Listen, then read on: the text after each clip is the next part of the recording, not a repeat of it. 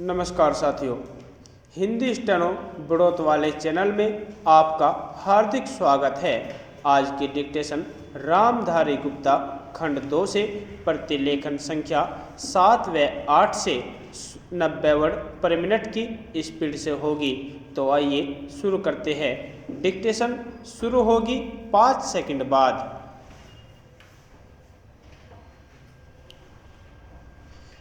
Start. महोदय, यहाँ यह उल्लेखनीय है कि शीत युद्ध की समाप्ति व समाधान एशिया की घटनाओं तथा अफगानिस्तान से सोवियत सेना की वापसी से ही हुआ है। अफगानिस्तान में लंबे अरसे तक चला युद्ध सोवियत संघ के अस्तित्व के लिए कष्टदायी और मुश्किल हो गया।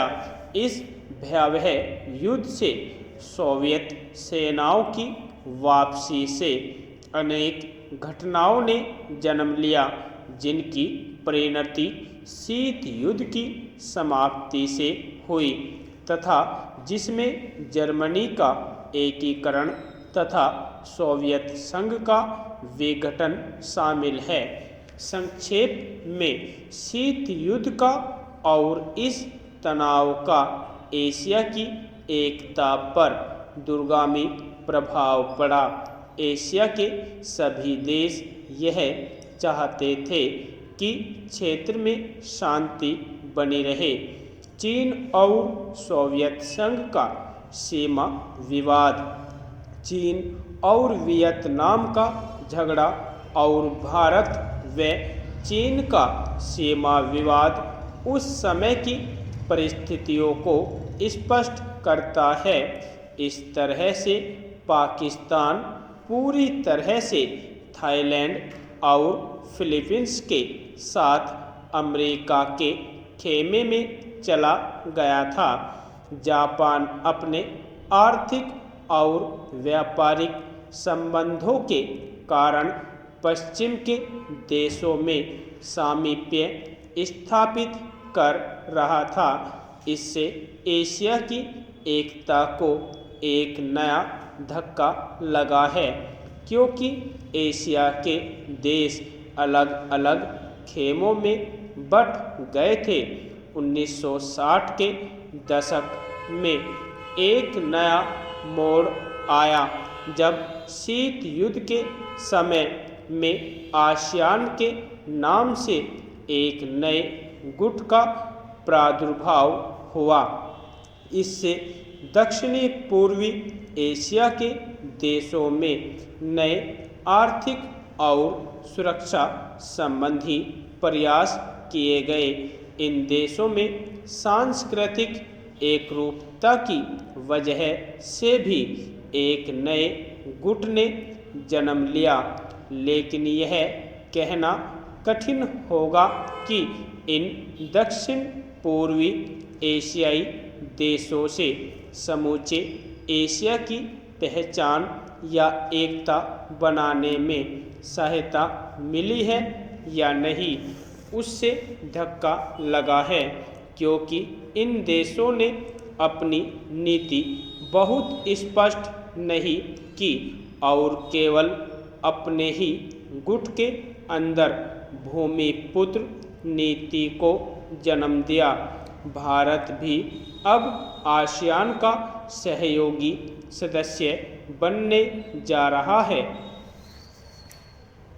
भारत की पहल से दक्षिण एशियाई सहयोग संगठन सार्क की स्थापना सन 1985 में की गई, जिसके फलस्वरूप पड़ोसी देशों के आपसी सहयोग के लिए नया वातावरण तैयार हुआ। यह प्रयास स्नेह उपयोगी रूप लेता जा रहा है, जो एशिया की पहचान बनाने की ओर महत्वपूर्ण कदम है। व्यापार, निवेश, तकनीकी ज्ञान, संचार माध्यमों में बढ़ोतरी ने विश्व गांव के विचार को भी पैदा किया। बढ़ते हुए व्यापार, निवेश, संचार एवं विज्ञान की आधुनिक तकनीकों ने पूरी दुनिया में एक दूसरे पर निर्भर रहने के नए विचारों को जन्म दिया। अंग्रेजी भाषा, हॉलीवुड, कंप्यूटर्स और उपभोक्ता संस्कृति ने पूरे विश्व को प्रभावित किया, जिससे देशों में फासले कम हुए, संस्कृति और सभ्यता भी प्रभावित हुई। हो सकता है कि इसके अच्छे परिणाम न हो, ऐसी भी आशंका की जाती है। उदाहरणतः जापान दूसरे महायुद्ध तक अपनी संस्कृति और सभ्यता व संयुक्त परिवार जैसी आधारभूत सामाजिक मान्यताओं को केवल अपनाए हुए नहीं था, बल्कि उससे चिपटा हुआ था। लेकिन जापान जैसे सभ्यता वाले देश भी यूरोप के प्रभाव से बच नहीं सके। महोदय, दूसरे शब्दों में आर्थिक, व्यापारिक, निवेश और तकनीकी कारणों से द्वितीय महायुद्ध के बाद और शीत युद्ध के दौरान एशिया के देशों में पुनः धुंधलापन पैदा हुआ। लेकिन यह बात सही नहीं है कि एशिया की संस्कृति और सभ्यता को पश्चिम के प्रभाव और आधुनिकतम तरीकों ने नष्ट कर दिया। हाँ, एक धक्का जरूर दिया, पर समय समय पर एशिया का यह रूप, एशिया की यह सभ्यता और संस्कृति बलशाली तरीके से उद्यमान होती दिखाई देती है।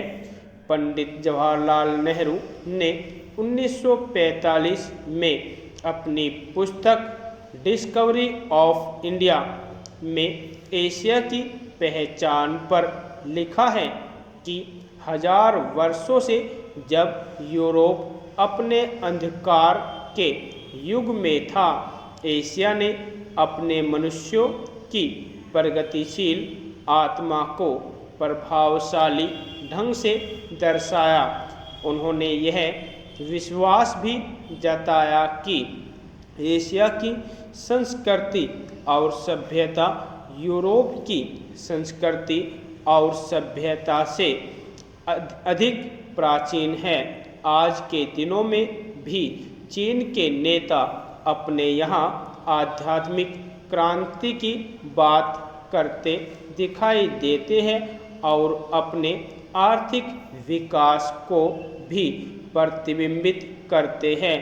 मलेशिया के प्रधानमंत्री भी बड़े गर्व के साथ मलेशिया के रास्ते की बात करते हैं और आधुनिकता और पारंपरिक संस्कृति के मिश्रण से मलेशिया का विकास करना चाहते हैं।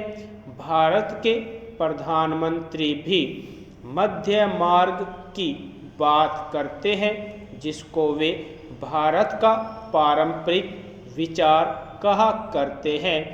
वियतनाम के यशस्वी नेता भी साम्यवादी विचारधारा को पारंपरिक सहिष्णुता के अनुसार ढालना चाहते थे। एशिया के इन सब नेताओं की समय समय पर की गई घोषणाओं का वर्तमान संदर्भों में पूरा अर्थ लिया जाना चाहिए, जो एशिया की पहचान को नए सिरे से बनाने में सहायक सिद्ध हो रहा है। यहाँ यह भी बताना उचित होगा कि हाल के वर्षों में एशियाई देश, विशेष रूप से पूर्वी एवं दक्षिणी पूर्वी एशिया के देश, एशिया के सुदृढ़ देशों के रूप में उभरे हैं और इन देशों के आर्थिक विकास की दर विश्व के किसी भी अन्य देश के आर्थिक विकास की दर से अधिक है तथा जिनके आने वाली शताब्दी में विश्व आर्थिक व्यवस्था के निर्माताओं के रूप में उभरने की आशा है। आर्थिक सफलता की इन कहानियों का श्रेय मुख्य रूप से अनुशासित कार्य, किफ़ायत एवं बचत की ऊंची दरों जैसी एशियाई विशेषताओं को जाता है तथा इनसे देशों की जनता के जीवन स्तर में सुधार आया है और एशिया की पुनः खोज जैसा वातावरण बन रहा है।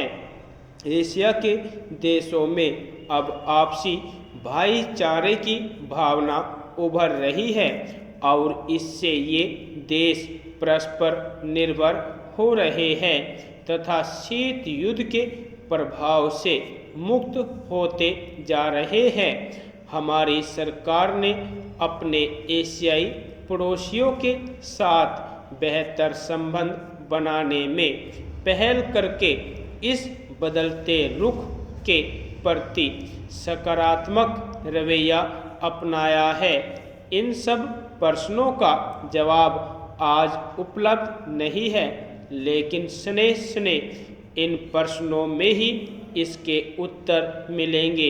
एशिया अपने इन प्रश्नों के उत्तर में एक नए एशिया को जन्म देगा और अपनी एक नई पहचान बनाएगा।